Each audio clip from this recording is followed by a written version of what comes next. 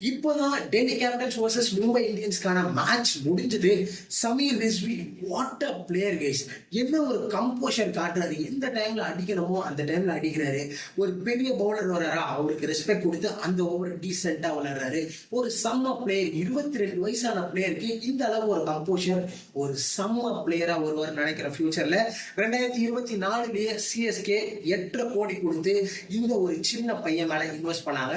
But CSK பண்ண ஒரே தப்பு என்னன்னு பாத்தீங்கன்னா, இவருக்கு கேம் டைம் கொடுக்கல, அதே மாதிரி இவரை ஸ்குவாட்ல ரீடைன் பண்ணல. But on the other hand Delhi Capitals இந்த ஒரு வீரட்டை சேர்ந்த ஒரு பையனை வெறும் 95 லட்சம் கொடுத்து ஆக்ஷன்ல ஸ்டீல் பண்ணாங்கன்னு தான் சொல்லும்.